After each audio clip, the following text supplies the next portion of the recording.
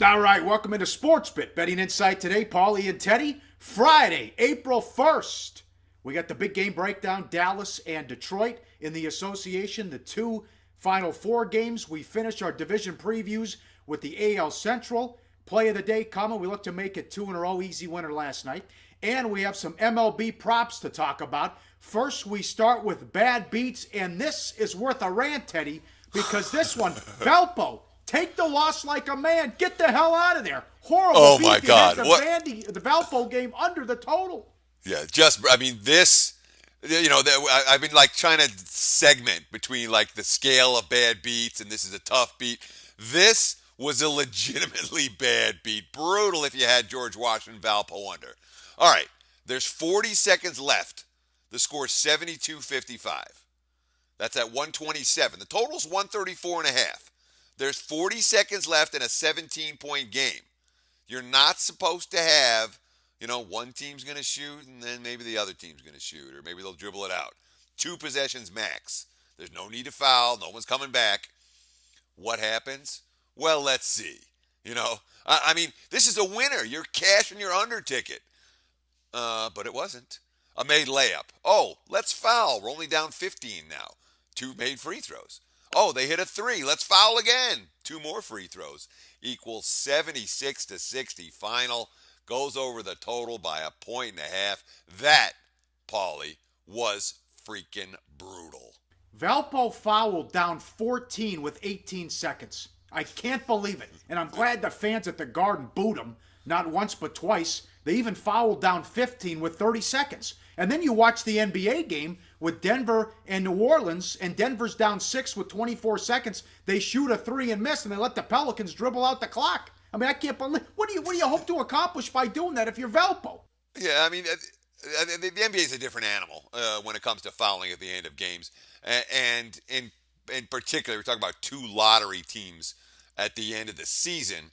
All right, yeah, we'll see you guys next time. Malone's not going to call that. But, here's a photo. Mike Lonergan and his players celebrating a win. No. This is them celebrating a win. The overbetters were celebrating a ticket that they absolutely stole. Really tough beat in this one, Paul. Yep, no question. To bad bets, of course, Valpo blown out in the NIT final. How about these NBA bad bets? What happened to the Pacers? They're fighting for a playoff spot. They lose at home by 20 to the Magic, laying 7. Yeah, Indiana has not played good ball down the stretch. Paul George showed up tonight. Nobody else did for that team. When you're getting blown out at home by a lottery team, there have been a lot of NBA bad bets in recent weeks. That tends to be fairly typical for late season NBA. And if you can get a read on some of this stuff, you can make some money betting the association down the stretch. What about the Rockets, Paul? This is your favorite team to hate. Oh, sure. They blew another lead. Yep, another bad bet with Houston. Yep, they blew a double-digit lead in the second half, lost at home in a game they had to have. The Bulls come all the way back and win. And, no surprise there. Houston just phoned it in the entire season. And the Nuggets go down against, the Pelicans. They fought hard in San Antonio, but they were 6-point favorites. Another decent-sized favorite in the NBA lost outright, and then this would have been right up there with Golden State and the Lakers. OKC. Teddy, what do you never do in the NBA? You don't? Well, you don't lie. I said you can't lay 20. This didn't quite get to 20. But what do we also say in the NBA? Yeah, when the starters sit, guess what? The backups are NBA players too, and the opponent, it happens like clockwork. They just take their foot off the gas. We saw it again last night, of course. But I got to go back to the Pelicans for a minute. Do you know that the Pelicans used their 38th different starting lineup in that win over Denver last night? That's the most in the NBA.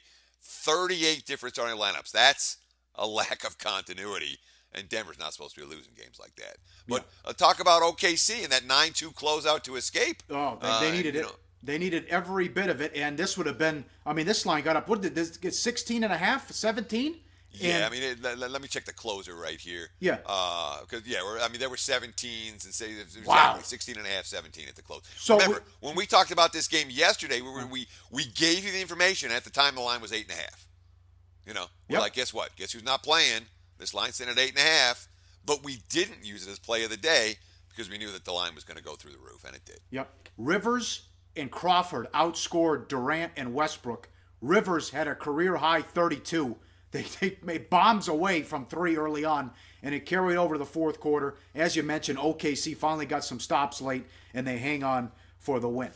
Yeah, Jamal Crawford got, 5 triples, 32 points. That he's such a dead-eye dick. I wonder what would have happened in Crawford's career if he would have stayed healthy early, because then when you talk about beautiful shooting touches, man, when the net doesn't even move. But yeah, when Crawford hits 5 triples and Rivers hits 7 triples, that tells you that OKC did not bring it. All right, let's go rapid fire with some props here with Major League Baseball right around the corner. Will a pitcher, now this is 16 and a half and 17 and a half, both available. Will a pitcher lose 17 games? This has happened every year since 1999. And if you look at this picture, this is Shelby Miller. He's not celebrating. He needs a hug. He had an ERA of 3 and lost 17 games last year. Yeah, that's a rough season, but that's the nature of MLB. The losses get there. And as you mentioned, I'm very surprised. I don't know why they hung a 17, since at least one pitcher has lost at least 17 games in every single season since 1999. The 16 and a halfs, they're pretty much gone now. They were available. I have not seen any in the last few days.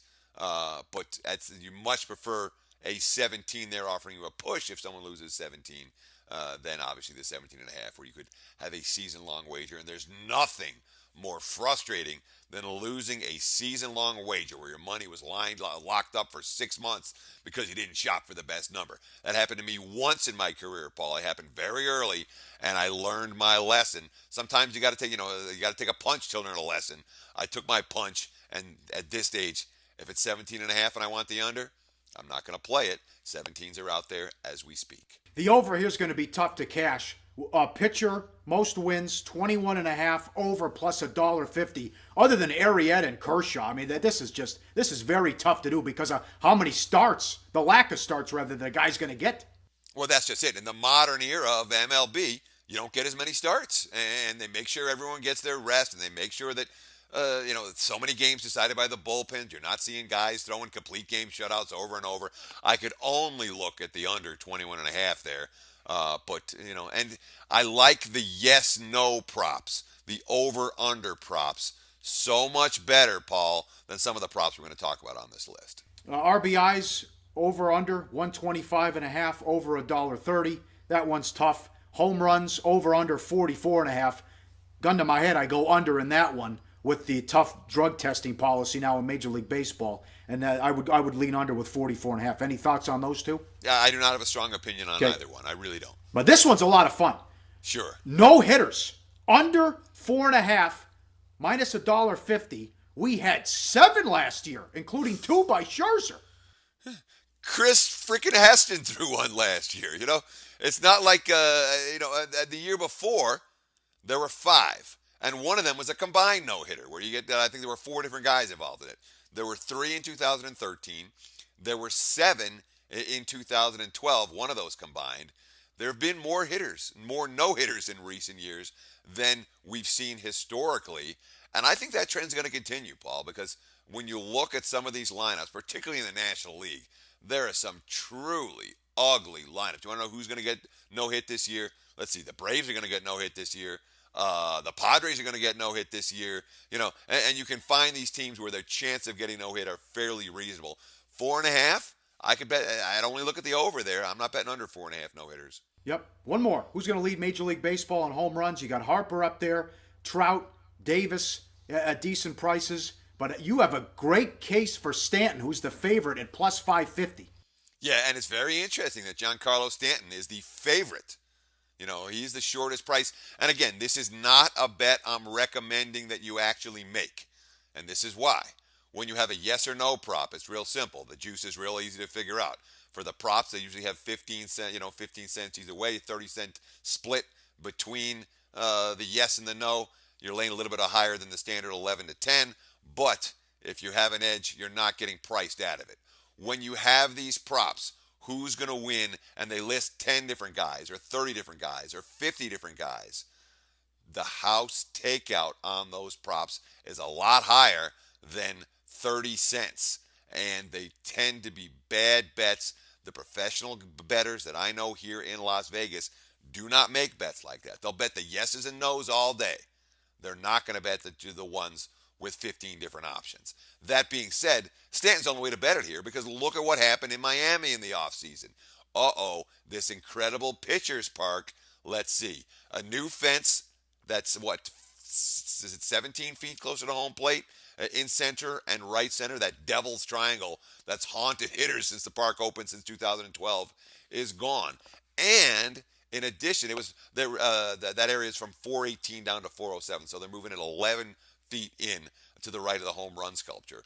And also, the fences are going to be lowered. Now outfielders have a chance to attempt some leaping catches, but it also means that the balls that were banging off the wall and turning into doubles, well, they're going to be home runs this year. That's good news for Giancarlo. And Stanton, again, he deserves to be the chalk, even though he plays in this really, really strong, historically, at least since it's been open, Pitchers Park. May not be such a strong Pitchers Park this year, given the new configuration in Miami. Good info there. The deep dive as the AL Central preview and the play of the day coming up. But next, it's Big Game Breakdown on SportsBit. Betting Insight today. We're back on SportsBit Betting Insight today. Pauly and Teddy, time for Big Game Breakdown. We start in the association. The Mavs on the road to take on the Pistons. Detroit 6, 205.5 the total. Big scheduling edge to Detroit. This is the final game of their 8-game homestand. 6-2 straight up so far. And 9 court changes in the last 10 for Dallas. Big edge to Detroit here. And look at this. With the picture of Van Gundy, you get leadership with Van Gundy, and you get the toughness with Drummond, currently the 7th seed in the East. Sure, and then, the Pistons got a big favor from Indiana last night with the Pacers losing at home. Now Detroit slides into the 7th seed. Maybe they can breathe a little bit, Sometimes that gotta win this game or you're in big trouble doesn't work well for teams. Just ask the Pacers about that. But when you have at least a little bit of breathing room, it takes the pressure off. But we got to talk about Dallas here. Drummond's been a monster. Last 10 games, 16.8 points, 14.1 rebounds. He's tough. Dallas, not so tough of late. Rick Carlisle, so desperate. Now, they made a move. Carlisle benched a couple of veterans. He put Justin Anderson and Dwight Powell into the starting lineup. Lo and behold, 2-0 straight up. Although 1-1 against the spread, and there's nothing to be excited about that 2-0 straight up. The wins came against the Knicks and the Nuggets, a pair of lottery-bound squads. And again, the Knicks, they had a rally from behind. They only beat them by a bucket. Now, J.J. Barea stepped up. He scored 44 in the Mavs' last 2 games. Of course, Darren Williams has missed 4 games with an abdominal and a groin strain. Chandler Parsons lost to knee surgery now. And Carlisle's quote, I think, speak volumes here. We've got to make the point that anything other than your best effort and your best energy is unacceptable. These 2 guys that talk about Anderson and Powell, who moved into the starting lineup, are going to go hard, unconditionally.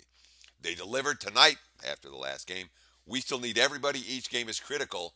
We're still alive. We're still fighting. I'm reading that as coach speak, Paul. I really am. I do not like the fight in Dallas. I do not trust Dallas to get the job done. And while they're going hard, I think they do want Dirk to get to the playoffs. I still give Dallas an edge over Houston, but the Mavs aren't a team I'm excited about backing. I like this one over. There should be a ton of points scored in this one tonight. To the Final Four. First game, 3 o'clock Pacific Saturday. Nova, Oklahoma. Nova 2, 145 the total. Jay Wright, the best-dressed college coach. He can cook up a game plan. But with Buddy, what if Buddy has an off game here? Can I count on Cousins, Woodard, and Spangler to deliver? Because Buddy's been the man so far in the tournament for Oklahoma. Well, look at this graph, okay? Buddy's been the man, right? Why does everyone like Buddy? Well, number one, everyone's heard of him now. He's been a star. He's been putting up points in bunches.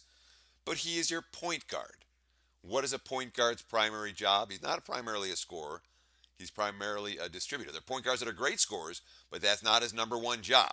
Number one job is to make sure his teammates get good looks. Let's see. Last 2 games against A&M and Oregon, 11 turnovers, 3 assists, 0 steals. Maybe Buddy is the one shooter that's so good that this stadium won't hurt him, but this stadium's going to hurt all the shooters. I mean, it really is. You talked about Jay Wright, the best dressed coach in the sport. You know, I hate that guy. My wife's hot for him. Says he looks like George Clooney, only more trustworthy. Don't trust Jay White in that regard. Although Wright's made me a lot of money in this tournament. Yeah. You know, it bugs me. My wife's hot for some other guys. Yeah, I know it's tough to take. I know. You just want to get out of here. Let me watch the game. It's not hard though.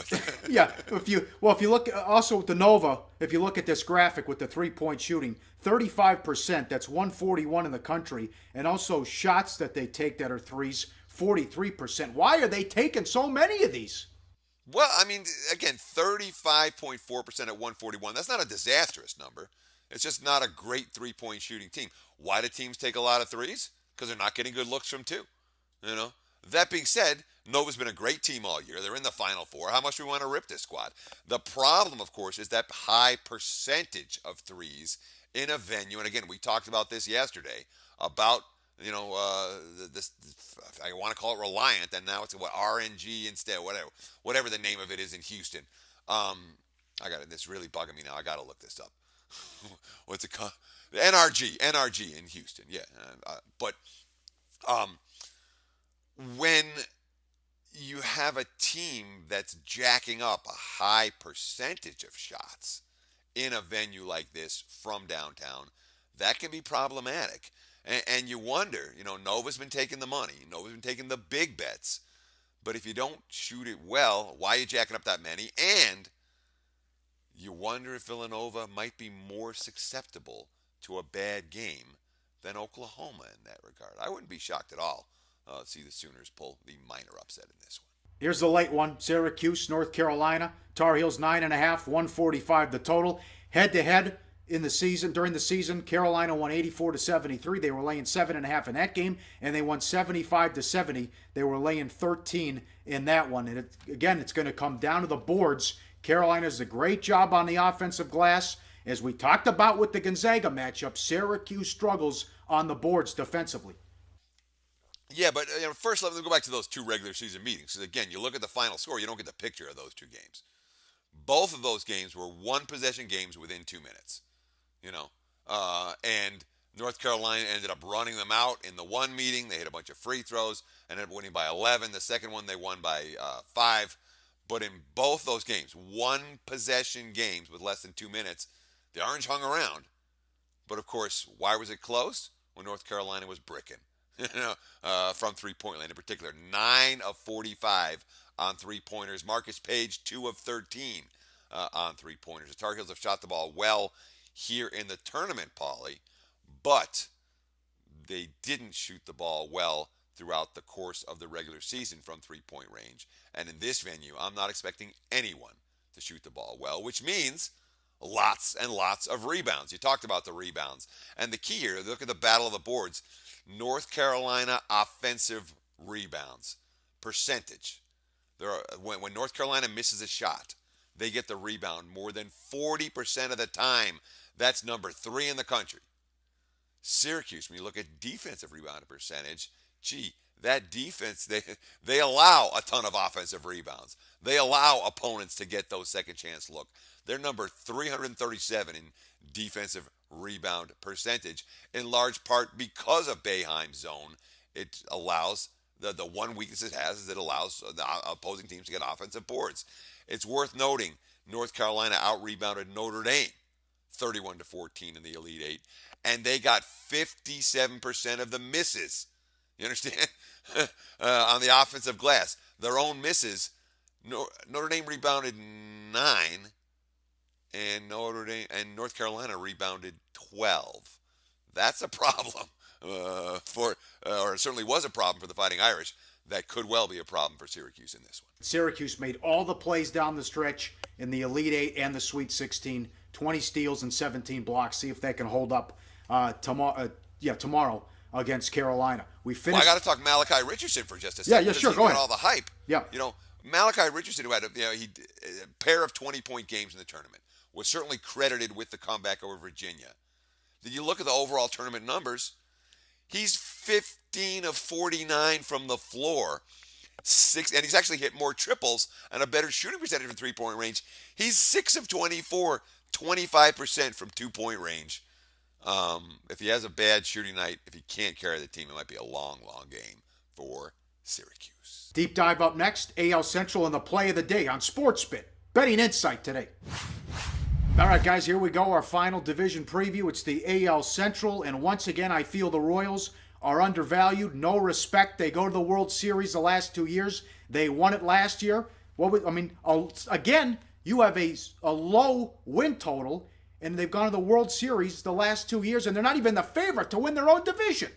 Yeah, I mean, you may not be able to read defense from a box score, but you can read defense from the standings. Look at these three guys: Salvador Perez, Eric Hosmer, Alex Gordon, all multiple year Gold Glove winners. And you talk about Kansas City and the value issue. Look, opening day lines are out. They're home dogs on opening day. Remember they won the World Series last year, the Kansas City Royals? You know how many times they were favored in the postseason? 3 times, all in the first round. Weren't favored once the rest of the way. There was a pick'em game, but they weren't favored legitimately in the final 2 playoff series. Now, you look at the long-term numbers, okay? Kansas City, you look through every game they had last year. They had an average lay price of minus 111. To put that in perspective, Cleveland Indians, a team that won 14 fewer games, didn't make the playoffs, 500 squad, their average lay price was minus 120. So it was cheaper to back the Royals last year, the World Series champs, than it was the Indians. Why? Well, they don't have the type of starting pitchers that measures well in the modern marketplace. They're devalued as a result. I look at KC as nothing but value once again. The wise guys haven't learned their lesson about this team. They haven't learned to love this team. Maybe they will. All right, Detroit. They made a lot of moves in the offseason. The big one, they gave Zimmerman a $110 million contract. Are they paying for consistency or are they paying for an ace? Well, let's see. I mean, the one thing with Zimmerman, he's chewed up innings at an effective rate throughout the course of his career. Of course, he was in a pitcher-friendly NL East ballpark. Now he's jumping in the American League. His velocity went down last year. His home run / fly ball rate jumped 6.4% to 10.9%. And then those are not the type of numbers that I want to pay $110 million for him. Behind that, you got Pelfrey as a 5-star. You have Francisco Rodriguez and his diminished stuff as a closer. Defensively, again, we talked about how good KC is on defense. Detroit, the other end of the spectrum, they've got the sluggers, Cabrera, Victor Martinez, Ian Kinsler. They've got the big names at the top of the rotation, and Verlander and Sanchez. But when you talk about fundamental baseball, I think I'll be betting more Tiger games over than under, even with all of that stellar top of the rotation staff. And I didn't even mention Justin Upton. There's another big offseason signing. Yeah, to the Indians now. A lot of people are high on the Indians. You want some hard-hitting analysis? God hates Cleveland. There you go. It's a tortured fan base. Cleveland is the factory of sadness. Why do you have high expectations for the Indians or any sports team out of Cleveland? They're only going to let you down in the end. I hate to laugh. I'm not from Cleveland. I'm a Michigan guy, so we love making fun of Ohio. But the truth is that there are problems with value with the Indians, and it comes down to their starting pitching. Corey Kluber, Carlos Carrasco, Tanny Salazar. All 3 ranked in the top 5 AL pitchers in strikeouts per 9 innings. All 3 ranked in the top 10 in the American League in the advanced metric stat xFIP, fielding independent pitching. What does that mean? It means that the wise guys love those guys. What does that mean? You're laying a higher price to support them. What does that mean?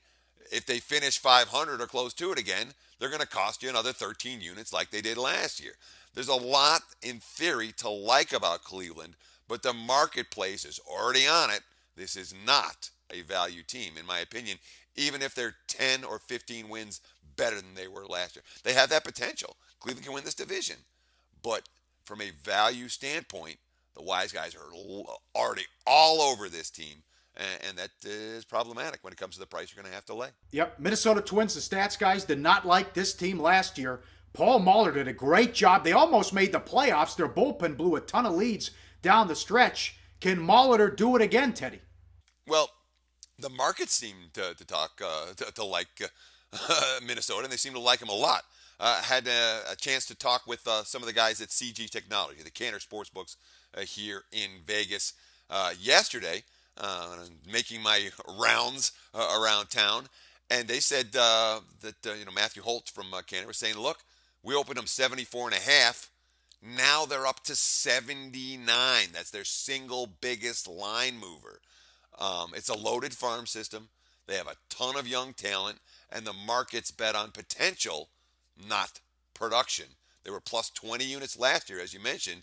That being said, again, this is a little bit of hype, and they love the young, the homegrown talent, the Miguel Sano, the Byron Buxton, and of course, when you bring in a guy like Park, who had a couple of 50 home run seasons in South Korea, they're thinking maybe they can score some runs. They didn't overpay for any stud starting pitcher, and that tells me that, again, they don't have the stud starting pitching.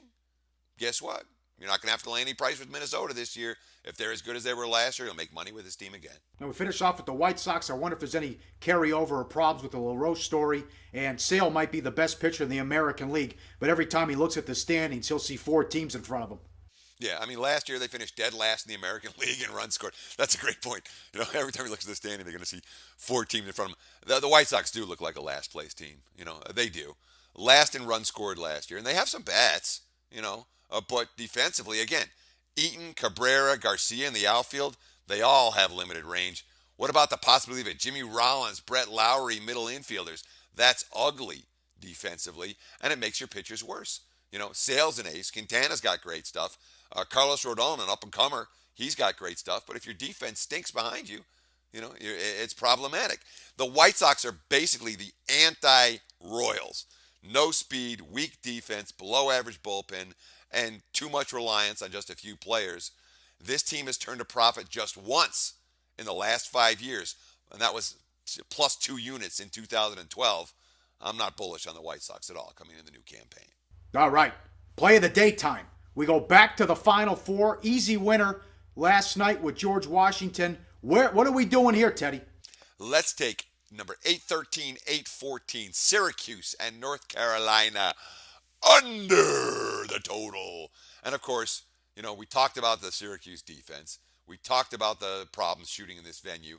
Let's look at this. Defensive seconds per shot. There are 351 teams in Division A. Against Syracuse, opposing teams took the longest time. No transition buckets, struggled to get half-court shots. Against North Carolina, no transition buckets, struggling to get half-court shots. Number 345, number 351. When it comes to defensive seconds per shot, the pace here will be slower than people think. I don't care if they hit a couple of triples. Syracuse, North Carolina, under the total. There it is. Let's make it 2 in a row. The first 3 days were all future plays. Wraps up another fun week. Masters next week, a little football, NBA playoffs getting close. Great job, Teddy. Have a good weekend out there. We'll see you Monday on SportsBit. Betting Insight today.